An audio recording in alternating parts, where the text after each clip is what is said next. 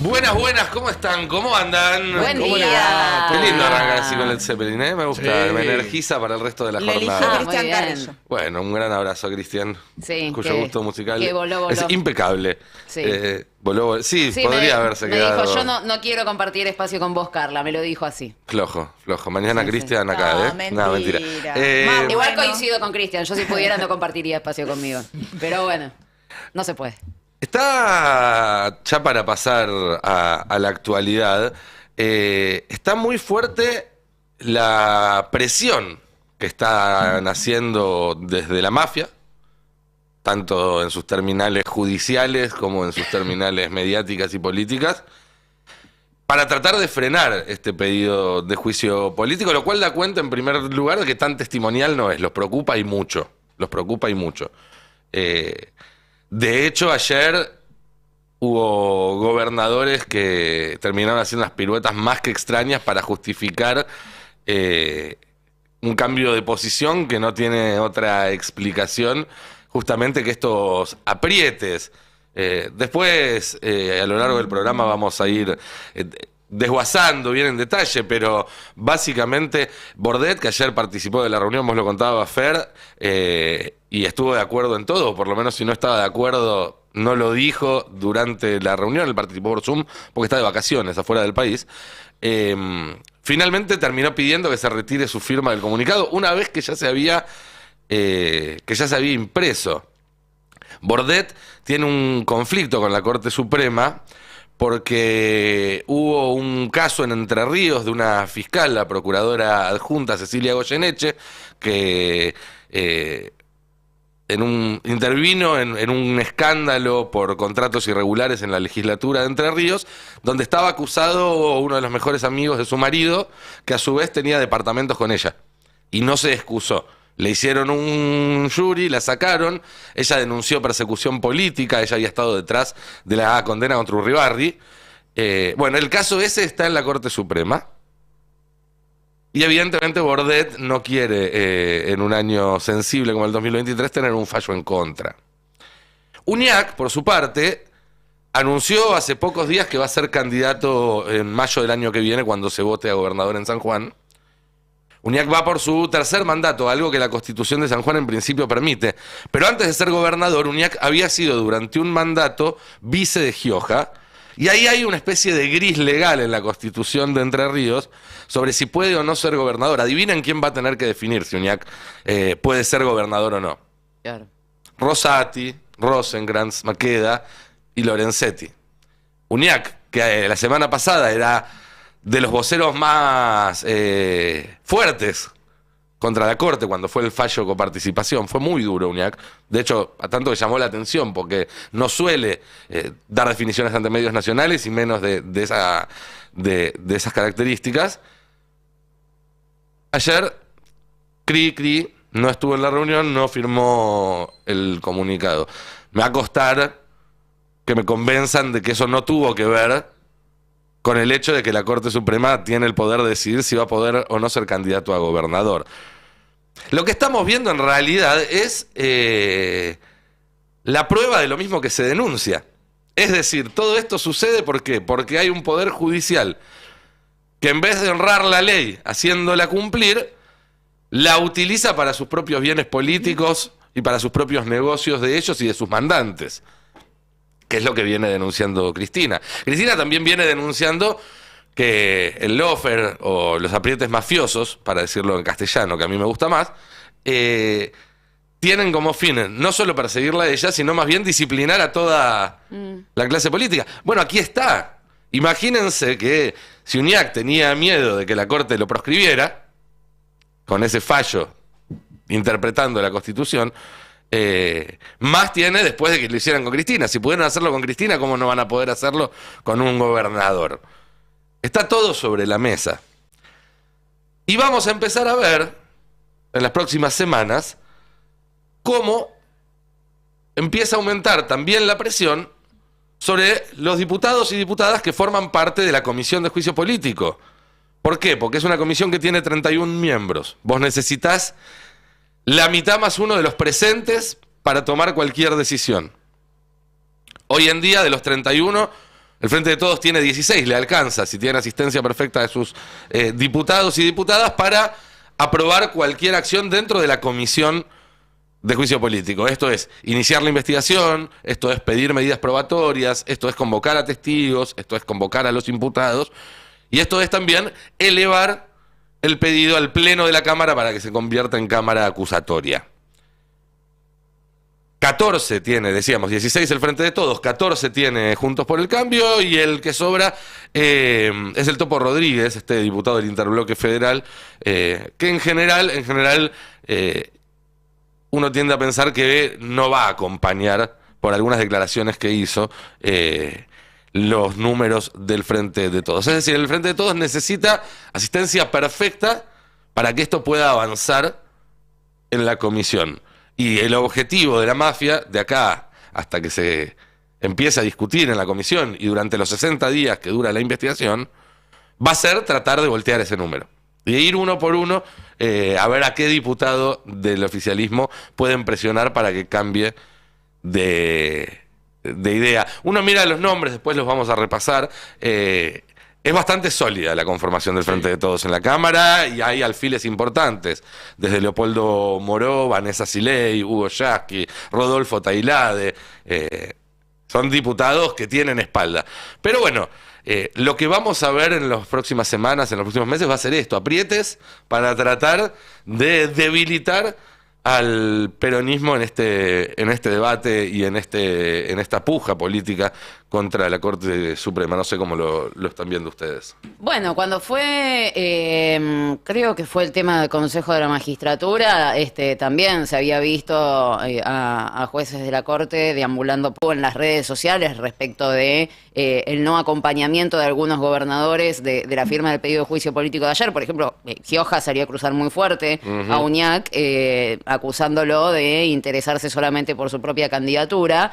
Teniendo en cuenta eso, uno también empieza a pensar cuál va a ser el rol de las provincias, ¿no? De las cuales se desprenden los diputados y las diputadas que conforman esa comisión, que en principio uno pensaría que es bastante sólida, y todas las personas con las que hemos hablado, integrantes de esa comisión, tienen la intención de avanzar, siempre con prudencia. Nadie dice, como podemos decir tal vez nosotros, que va a salir el dictamen, ¿no? Sí que hay probabilidades de que suceda, pero no hay que... Los números hoy están, claro, pero no hay falta mucho, así como... Faltan 2 meses. Así como decíamos que el oficialismo va a tratar de conseguir que quizás algún sector de la coalición cívica, del radicalismo, se sume, bueno, del otro lado van a tratar de restarle al peronismo. Es básico, es política básica. Yo ayer traté de preguntar de si esto que algunos gobernadores se mostraran remisos implicaba que los diputados de esas provincias se van a... Me dice, pero escúchame, todavía no entró, claro, todavía no entró el escrito, y vos ya querés saber cómo van a votar dentro de 3 meses. Van a pasar tanta agua bajo el puente. Además,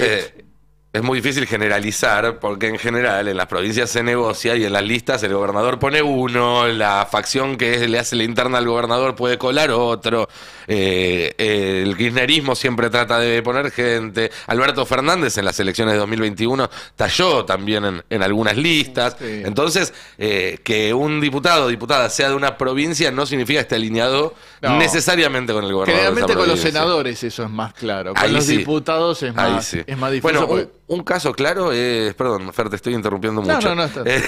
Un caso claro es que la propia Carolina Galiard, que es presidenta de la comisión y es entrerriana, Claro. de la provincia de Bordet, el que sacó la firma. Bueno, pero Galiard es alguien que desde hace varios años es muy cercana a Alberto Fernández y viene trabajando muy cerca del presidente. Uno no se imagina a priori que vaya a cambiar su posición. Sería, si lo hiciera, sería un golpe durísimo contra esto, porque es la que preside la comisión.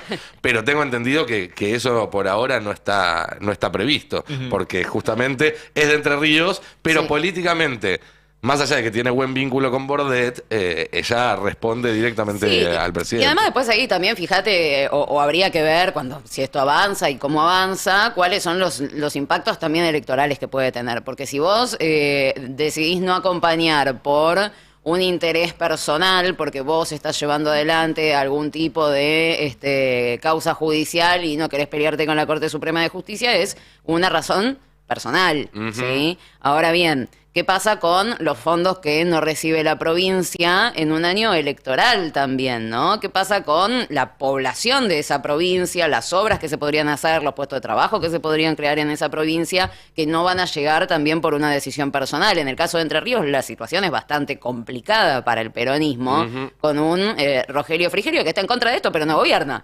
¿no? Y podría llegar a gobernar el año que viene si no se hacen las cosas bien. Entonces también habría que pensar en eso más allá del interés personal de cada uno de los dirigentes. Sí, y también, vemos ahora este esfuerzo, ¿no? Y esta matemática de la unidad y la unanimidad que necesitas para el juicio político en el Congreso como un desafío que decías, Nico, recién. Hay que reconocerlo, le reclamamos mucho a Alberto Fernández que se tomen medidas. Se está tomando una medida sin haber hecho lo mismo que hizo el mismo Rosati, que es decirle a otro poder: tenés un plazo para resolver esto, un plazo imposible, operarlo por atrás, se supo en los chats, con parte de la oposición, y vencido el plazo que le diste para no poder cumplirlo, ocuparle el lugar en el Consejo de la Magistratura, ¿no? Me parece que ahí también hay que seguir reconociendo tanto a Alberto como a Cristina que, a pesar de los ataques opositores, logran seguir sosteniendo la institucionalidad. Bien, vamos a consultarlo sobre este tema al gobernador de La Rioja, Ricardo Quintela, que ya está en línea para la primera entrevista de esta mañana. Gobernador, muy buen día. Acá Nicolás Lantos con el equipo de Navarro 2023 en el pase con Caballero de Día y toda la audiencia del Destape escuchándolo. ¿Cómo está? ¿Cómo estás, Nicolás? Buen día. Bien, muy bien. Bueno, estábamos hablando recién de los aprietes que está habiendo por parte de un sector del Poder Judicial, de la oposición, para tratar de debilitar este avance en el juicio político a los jueces de la Corte que ustedes anunciaron ayer. Quería preguntarle si usted en persona sufrió algún tipo de apriete, de presión, o si conoce de que haya pasado algo similar con colegas suyos. No, yo no recibí ningún tipo de apriete y no tengo conocimiento que eso suceda. No tengo conocimiento, pero sí, la mayoría de los gobernadores, junto con el presidente, hemos impulsado el pedido de juicio político a la Corte, y en extraordinario que va a convocar creo que en la segunda quincena, o en la primera quincena de enero, no más allá de la segunda, la extraordinaria, para que ingrese el juicio político y empiecen a analizar, investigar y, en un supuesto caso que así sea, acusar. Bien, ¿y cómo fue? Cuéntenos algún detalle, cómo fue la reunión de ayer, en qué términos se debatió esto. La reunión fue una reunión tranquila, corta, simple. Cada uno expuso su posición, uno más firme que otras, otros más prudentes, otros más inteligentemente planteados, pero todos los gobernadores que estábamos presencialmente, que éramos 11 y 4 que estaban por Zoom, manifestamos nuestra posición con respecto al juicio de la Corte, que ya estaba más o menos desarrollado la presentación del juicio, con 60 páginas aproximadamente, obviamente con términos jurídicos. Políticamente nosotros visualizamos de que obviamente la intromisión es muy manifiesta del Poder Judicial sobre los otros dos poderes del Estado, derogando una ley o declarándola inconstitucional, una ley después de 16 años de estar en vigencia, para poner en vigencia, valga la redundancia, una ley que ha sido derogada por el Congreso. Así es. Una clara intromisión en el Poder Legislativo, y autoproclamándose Rosati como presidente del Consejo de la Magistratura, cosa que me parece hasta vergonzoso. Por otro lado, también se intromete en las cuestiones que tienen que ver con el Poder Ejecutivo, donde le ordena pagar, sabiendo que no existe partida presupuestaria para pagar lo que ellos ordenan el pago a la ciudad, y sabiendo que no le corresponde tampoco, porque atenta contra el federalismo en la República Argentina, y atentan también con el crecimiento armónico de las 23 provincias argentinas, en beneficio de un partido que hoy gobierna transitoriamente la ciudad capital de Buenos Aires. Y por otro lado, las incongruencias del fundamento, por lo cual le ordenan al Poder Ejecutivo. Y por último, tenemos el tema de lo escandaloso que se conoció los últimos días, del chat entre Robles y de Alessandro, que la verdad que es el chat entre Rosati y Horacio Rodríguez Larreta, lo que habla de las claras, digamos que hay una clara inclinación y una clara definición en defensa de los intereses muy definidos que tiene Capital Federal, o más particularmente el PRO, con los cuales ellos se sienten identificados. Eso genera, digamos, intranquilidad por el conjunto de los pueblos del pueblo argentino, porque vemos que hay una corte que no se ajusta a derechos, sino se ajusta a los intereses que ellos representan y que ellos representan abiertamente y defienden abiertamente. Quintela, Fernando Silveira, buen día. Le quería preguntar, sin que entre una infidencia de una reunión que fue a puertas cerradas, ¿no? Pero ¿hubo algún gobernador, algún funcionario que haya planteado en ese momento algún desacuerdo o alguna prevención en la idea de avanzar en una propuesta tan fuerte como un juicio político a la Corte Suprema? Prevención no, creo que esto es inédito. Prevención no, y tampoco una idea, digamos, que sea superior a esta, no, porque esto es inédito, porque nunca la mayoría de los gobernadores de la República Argentina, con el presidente a la cabeza, presenta un pedido de juicio político en la Corte a 4 personas, son 4 personas, porque la Corte es una palabra abstracta que hay que respetarla, pero las 4 personas que hoy integran la Corte, creo que la desjerarquiza, la desprestigia, y obviamente no le brinda seguridad al conjunto del pueblo argentino, porque se entrometen en cosas que no les competen y fallan en cosas que no les competen. Porque veo que después pasó que algunos gobernadores aparecían firmados y dijeron, no, nosotros no firmamos, pero ahí no se manifestó nada de eso. ¿Cómo, perdón? No, porque ocurrió, por ejemplo, el caso específico de Bordet, el gobernador de Entre Ríos, que apareció entre las firmas y él dijo que no había apoyado. Ahí no dijo nada durante la reunión. No puedo opinar por él, pero él estuvo presente, a través del Zoom estuvo presente. Fuimos 11 gobernadores, 11 provincias presentes, más 4 provincias que estaban, 4 gobernadores que estaban por Zoom. Raúl Jalil, Alicia Kirchner, Gustavo Bordet y el vicepresidente de Chubut. Por lo tanto, no desconozco lo que vos me estás diciendo. Me llegó ese comentario, pero desconozco, no le pregunté a Gustavo. Ricardo, ¿cómo va? Carla Pelliza lo saluda. ¿Qué pasa con los que habían firmado el comunicado anterior y en esta ocasión no acompañaron el pedido de juicio político también, ¿no? ¿Se pudo conversar con ellos? ¿Les dieron alguna explicación de por qué antes habían pedido impulsar la medida y cuando se impulsó no la acompañaron? Si es así como tú dices, no tengo información yo. Si es como tú dices, tendrán sus razones, pero de todas maneras te digo que nosotros tenemos un conjunto de gobernadores que estamos muy firmes en avanzar decididamente sobre el pedido de juicio político de la Corte. ¿Y el presidente cómo lo vieron con esto? ¿Cómo fue la reunión con él? ¿Qué postura tuvo? Bien, obviamente hay gobernadores que tenemos posiciones mucho más frontales, más firmes, más duras, acompañadas por una serie de medidas que nosotros, por lo menos yo creo que se deben acompañar. Pero bueno, hay que ser prudente también, y muchas veces el ímpetu de algunos gobernadores, como el caso mío, pueden entorpecer la acción, digamos, del conjunto de los gobernadores. Por eso es respetuoso lo mismo. Yo sí creo que ponen en vigencia nuevamente una ley de medios para evitar, digamos, la monopolización de la información. ¿Y por qué digo esto? Digo esto porque generalmente la información que se genera en Capital Federal se difunde en conjunto de las provincias argentinas, y la mayoría de estos medios son informaciones negativas con respecto al país y con respecto al gobierno que tiene la responsabilidad de conducirlo. Por lo tanto, lo que yo planteo es que hay una suerte de intoxicación informativa que intoxica no solamente la cabeza, sino el corazón y el espíritu de todos los argentinos y las argentinas. Estamos planteando la necesidad de poder mostrar a todo el país de que provincias como la nuestra, o como todas las provincias argentinas, tuvimos un crecimiento y una recuperación, digamos, para tratar de achicar la asimetría. Yo siempre pongo el ejemplo, 360 viviendas en el gobierno de Macri, 4.250 en el gobierno de Alberto Fernández. Todas las obras paradas en la época de Macri, 5 obras reactivadas que las paró Macri el 10 de diciembre, que son varias veces millonarias, y por otro lado generador de puestos de trabajo y de desarrollo y crecimiento para mi provincia. Gasoducto, el cruce de la Rioja Chilecito por el Velasco, el cruce de las Padrecitas hasta el dique de los Sauces, que son obras de alta montaña, el tema de la línea de 132 que le va a permitir tener energía a los llanos riojanos para poder desarrollarse. Si nosotros no tenemos, digamos, un gobierno que nos ayude a desarrollar nuestra provincia, es muy difícil que se desarrolle. Y gobiernos como el de Macri lo que hicieron fue generar un retroceso de 4 años.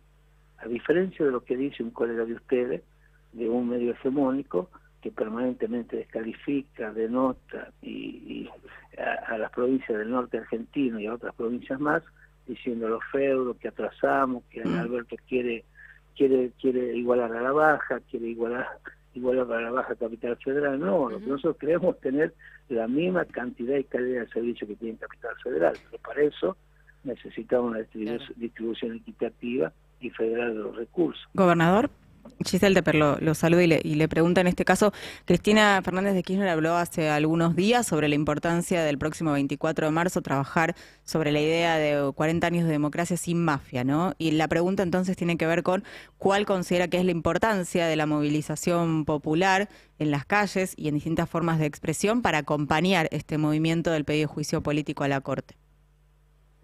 Yo estoy totalmente de acuerdo con la movilización popular, que se movilice con respeto, pero con mucha firmeza, solicitando el apartamiento de estos 4 señores que han desjerarquizado la Corte, que han desprestigiado, que no tenemos seguridad que una Corte objetiva, proba, honesta y transparente, no tenemos, y que se ajuste a derecho, que respeten la Constitución. Los primeros que violan la Constitución son los actuales integrantes de la Corte. Por lo tanto, nosotros vamos a apoyar decididamente esa movilización, vamos a acompañar fuertemente la eliminación del sistema mafioso, que fue todo conocido, porque los chats que se han distribuido, que han salido a la luz, independientemente del origen de esos chats, son verídicos, son reales, ninguno de los actores lo ha desmentido. Es imposible en cualquier país más o menos normal. Lo que ha sucedido con Agua Escondido es escandaloso, y lo que ha sucedido en el chat entre Robles y de Alessandro es más escandaloso todavía, porque es el presidente de la Corte con el jefe de la ciudad de Buenos Aires. Ya no, ¿qué más pruebas quieren? Entonces lo que creemos nosotros, vemos que decididamente el pueblo argentino tenemos que tomar conciencia que así ni de uno ni de otro lado tienen que ser totalmente imparciales los jueces que administran justicia en el país. Estamos hablando con el gobernador de La Rioja, Ricardo Quintela. Gobernador, quería preguntarle también respecto a otra vía que se está siguiendo, que es la vía penal. Ha habido denuncias de su colega Zamora de Santiago del Estero. Tengo entendido que otros gobernadores también están evaluando hacer lo propio. ¿Cree que deben iniciarse investigaciones penales contra los jueces de la Corte, contra funcionarios del gobierno de la ciudad, contra los jueces y fiscales que aparecen en estas filtraciones? Sí, porque son hechos delictivos muy flagrantes. En el transcurso de esta semana se van a hacer distintas presentaciones contra Alessandro, contra Robles, contra Rosati, contra los jueces, contra los magistrados que fueron al Agua Escondido, porque además de eso nunca nos hemos preguntado cuál fue el motivo, no de las embarcaciones. Me parece a mí, era tratar de juntarse para poder elaborar cuál es la estrategia para seguir debilitando un gobierno, para tratar de lograr el objetivo, que era producir un golpe al gobierno constitucional de Alberto Fernández. Esta es mi impresión, ¿no? Ya hubo un gesto por parte de Robles de no acatar una orden de la Justicia Federal cuando se negó a entregar su teléfono y otros aparatos que utilizara para comunicarse. ¿Se imagina un conflicto entre poderes escalando a partir de esto? Primero que eso refleja la verosimilitud de los chats, porque si no fuera así, si, como ellos dicen, que fue armado, etcétera, etcétera, no tendría ningún inconveniente de poner a disposición sus celulares, ambos, tanto Alessandro como Robles. El tema del conflicto de poderes tiene que existir, porque hay una intromisión del Poder Judicial sobre los otros dos poderes. Poner en vigencia una ley, poder declarar inconstitucional la ley con 16 años de vigencia, retroceder 16 años para poner, para la redundancia, en vigencia una ley que estaba derogada por el Congreso de la Nación, eso de una intromisión flagrante en las competencias que son propias del Poder Legislativo, del Congreso. Por otro lado, ordenar al presidente que pague sabiendo que no hay partida presupuestaria para pagar y que se afectan fondos de todas las provincias argentinas, atenta contra el federalismo también. Por lo tanto, digamos, obviamente que esto no puede quedar así, y no es que la Corte sea una cuestión absolutamente impoluta que no se la pueda tocar. Claro que se la tiene que tocar, porque son 4 hombres que no tienen demostrado ni ética ni moralmente las condiciones suficientes para estar en ese lugar. Está claro. Gobernador, le hago las últimas por mi parte. ¿Cómo va a ser el trabajo ahora, no? Porque Nicolás les preguntaba al principio si hubo algún tipo de aprietes en estas primeras horas. Por el momento, no, por lo menos vos no los recibiste. Pero ¿cómo va a ser el trabajo político en el Congreso? Si hay algún tipo de chance de que incluso puedan encontrar votos en la oposición con una coalición cívica que también había presentado juicio político contra uno de los jueces, o gobernadores radicales que me imagino que también deberían tener algún interés económico en la distribución de la coparticipación. Mire, tienen interés económico y también tienen interés moral y ético. Me quedo con lo que dijo el ex senador Sima de Villa ayer en una carta dirigida al presidente de la Unión Cívica Radical. Recuperar valores y principios de un país centenario como la Unión Cívica Radical. No pueden, por decir de alguna manera, perdónenme la expresión, discúlpenme si no corresponde, pero son una prostituta barata del PRO, la Unión Cívica Radical, que es un partido centenario, que sufrió persecuciones, cárceles, tortura, golpes de Estado, que dio nacimiento y que puso cimiento del sistema democrático en la República Argentina, con Irigoyen, etcétera.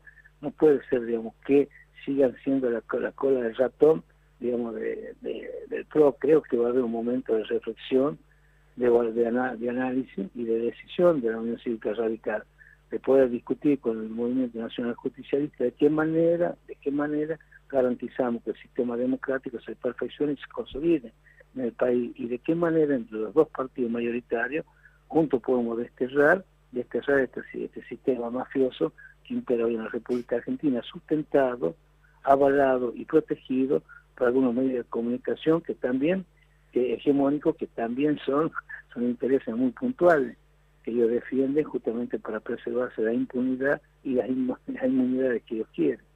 Gobernador, como siempre, muchísimas gracias por su tiempo y con esta charla con el Destape. No, muchas gracias a usted y feliz año. Feliz año para usted también. Hablábamos con Ricardo Quintela, gobernador de La Rioja, definiciones fuertes, la decisión de avanzar, por supuesto, en el juicio político contra la Corte Suprema y de hacerlo con la mayor cantidad de apoyo político posible. Sí, y además me quedo con este otro concepto, ¿no? Que él dijo, habló sobre su punto de vista, la necesidad de volver a instalar la ley de medios o discutir una nueva, más ayornada, que en este momento se toma como una postura extrema que podría haber molestado o interferido en el avance del pedido de juicio político a los jueces de la Corte, pero es una de las discusiones evidentemente que se va a venir, y hay algunos que están buscando ir un pasito más allá también de todo esto, pero bueno, no se puede comer el postre antes del plato principal. Paso a paso, como decía el filósofo. Sí, uno va viendo cómo se van ordenando las fichas de una forma un poco más firme, ¿no?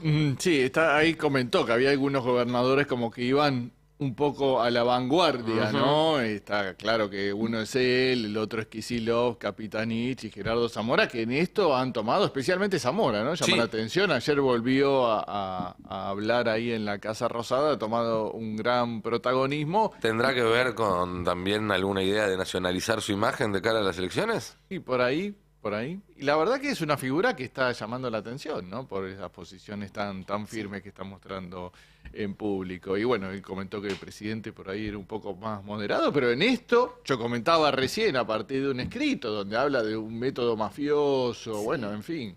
La verdad que es fuerte la decisión que ha tomado y este acompañamiento de los gobernadores. Es fuerte, digo, a nivel institucional lo que está pasando no tiene muchos antecedentes. Lo mencionábamos el lunes, está el antecedente de Néstor Kirchner y está el antecedente de Juan Perón, nada más y nada menos, digo, de presidentes que inicien ellos, por iniciativa de ellos, juicios políticos no contra un miembro de la Corte por algo puntual, sino contra la Corte como dispositivo de poder. Sí, tampoco tenías antecedentes de una Corte que un presidente quiera armar en parte por DNU, ¿no? Digo, por Mauricio Macri. O sea, estamos en una Corte que tiene ya las características de la mafia impresas, no digo de entrada, porque en el ADN, claro, digo, pero algo, porque si bien obviamente, bueno, sabemos, no se pudo, fue rechazado, pasaron por vías parlamentarias, sigo remarcando que hubo objeciones, de todas maneras, a las presentaciones que se hicieron de Rosenkrantz y Rosati,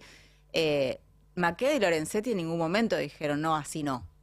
Digo, estuvieron muy cómodos con la vulneración de conceptos éticos o morales de quienes se sumaron a integrar la Corte, bueno, Hayton de Nolasco en ese momento también, y luego pasaron a presidirla de manera rotativa, primero Rosenkrantz y después Rosati. Con lo cual, todo está absolutamente viciado de cuestiones particulares y en este caso de irregularidades, porque podría ser una particularidad buena, pero no tiene ninguna particularidad buena esta Corte. Me parece sí que en esto de cuánto presionen tanto a las provincias como dentro del Congreso, lo que hagamos fuera de esos edificios es lo que también va a condicionar a esa mafia. Me parece que es eso, digo, un 2x1 genocidas condicionado en las calles de todo el país, e incluso por fuera de la Argentina, porque es intolerable para la sociedad, le dio vuelta un fallo a la Corte. Bueno, me parece que ahí es donde regulamos socialmente también a la mafia, ¿no? Sí, igual es quizás más difícil de explicar algunas de estas cuestiones que el 2x1, que era algo... bueno, si algo tiene la ley de 2x1, entre otras cosas, es un título ganchero, digamos, ¿no? Es muy fácil explicar qué es el 2x1. Claro. Más allá de que además aludía a la dictadura, donde en ese entonces, ya pasaron 6 años, había un consenso muy fuerte. Yo no sé si hoy un fallo similar tendría la misma respuesta. Bueno, a ver, tenemos una sociedad con el tejido social roto por un aislamiento de pandemia después de un macrismo. Eso es una base ya distinta a lo que puede ser una movilización popular. Venimos como de falta de entrenamiento en el último tiempo, de masivas movilizaciones tal vez, que veníamos teniendo en otro tiempo, más allá de las que hay y existen. Pero sí hay algo que tiene que ver con, claramente en ese momento salieron hasta los hijos de los genocidas a estar en contra de la Corte. Así es. Me parece que el movimiento, más allá de que no somos quienes más ejerzamos el marketing como sí lo hace el macrismo, claramente ahí era mucho más fácil de explicar. Ahora, la explicación que venimos exigiendo y exigiéndonos de alguna manera es, esta Corte está contra vos.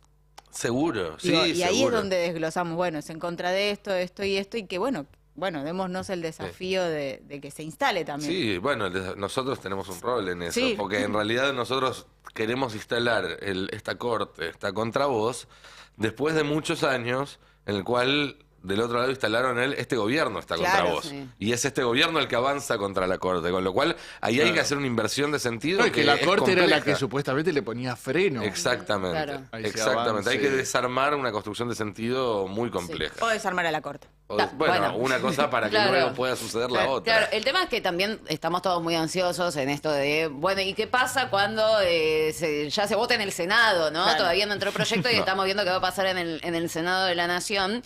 Y digo, más allá del resultado, vamos a poner el peor de los casos, que sea negativo, que no se pueda avanzar.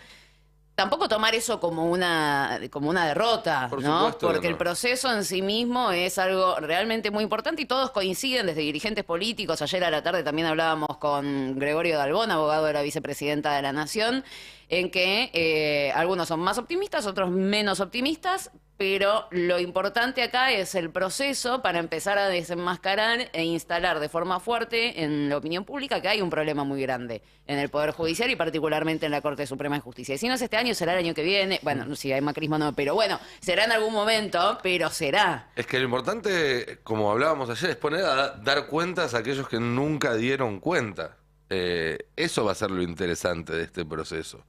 Que tengan que sentarse en el Claro. banquillo de los acusados aquellos que están acostumbrados a sentarse en el estrado de los acusadores. Totalmente. Sí. Y que eso se haga ante una institución como el Congreso de la Nación y de cara a la sociedad.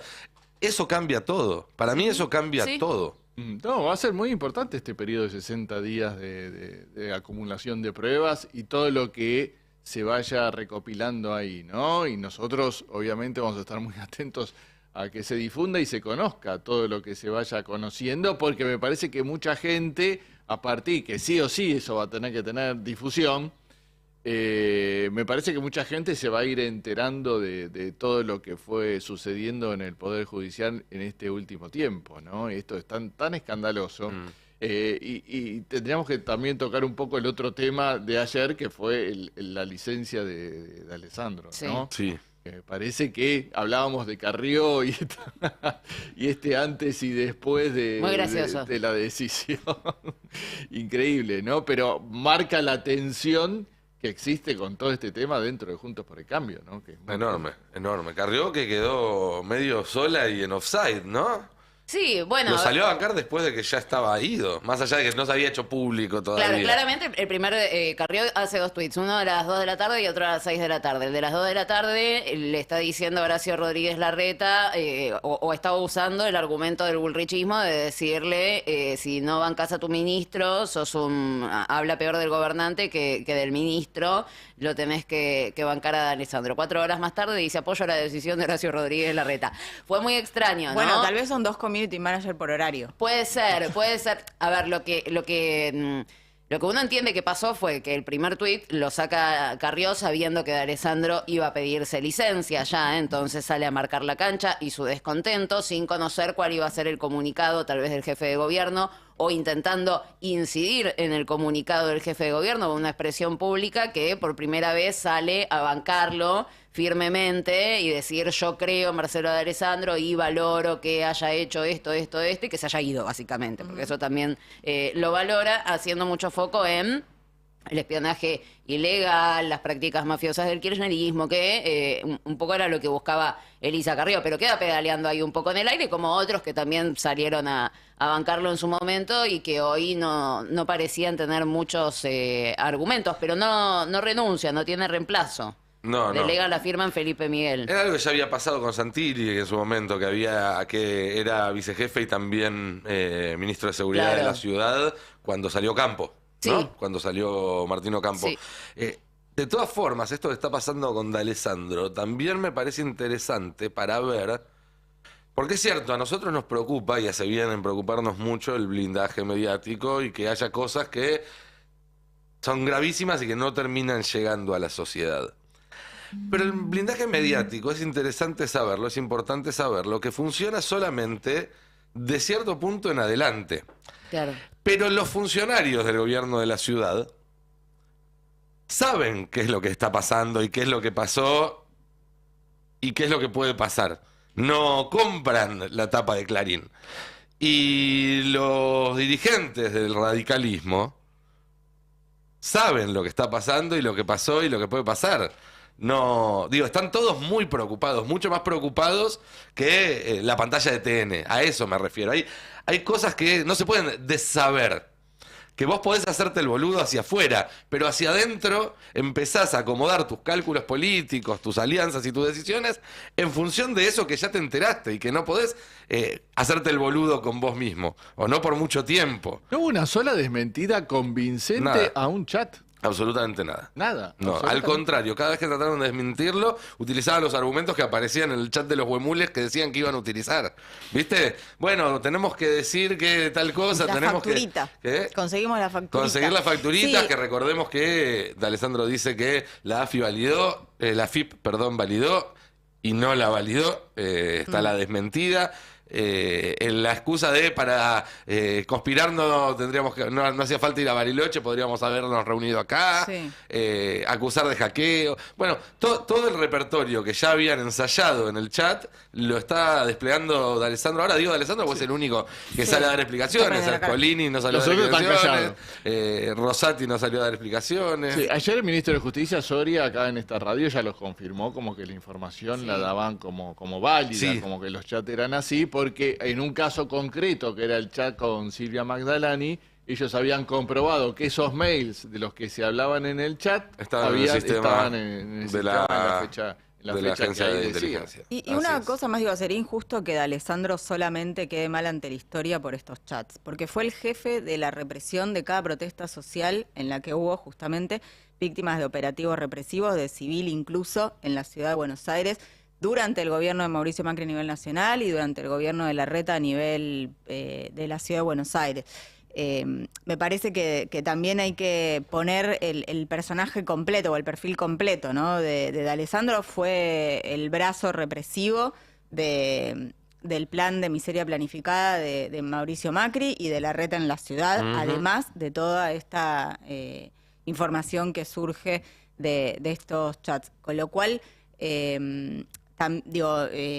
Creo que ahí hay un lugar importante a ser consultado para contar esa pata que tiene que ver con el CELS, el Centro de Estudios Legales y Sociales, que ha hecho cantidad y cantidad de pedidos de informe, y no olvidemos eso, ¿no? Cada protesta que vimos personal de civil, el reprimiendo o armando la escena para que haya represión, fue la jefatura de eso está en manos de D'Alessandro. Sí. Sí. Pero viste que Al Capone lo detuvieron por evadir impuestos.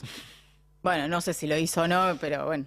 Bueno, si nos metemos a ver los impuestos, Claro. a lo mejor Bueno, también descubrimos está bien, más cosas. está bien. Seguro, eso lo doy por ¿Quién hecho. te dice? ¿Quién te dice? Pero bueno, acá vos lo decías ayer un poco, Nico, y después contaremos, pero digo, también el timing y se buscó una salida elegante que me parece que no fue para nada elegante. No fue elegante. Ahí hay algo que también es esa cosa que tiene el PRO de creer que por decir algo se cumple, ¿no? Si le decís barrio en vez de villa, se urbaniza. Claro, sí, si decís que la salida es elegante y lográs que suficientes periodistas lo repitan, la gente va a decir, uy, tuvo una salida elegante. No, la fue verdad muy que no, desprolija. fue muy desprolija. Él 48 horas antes estaba diciendo, yo no me voy a ir porque eso es falso. Claro. Sí.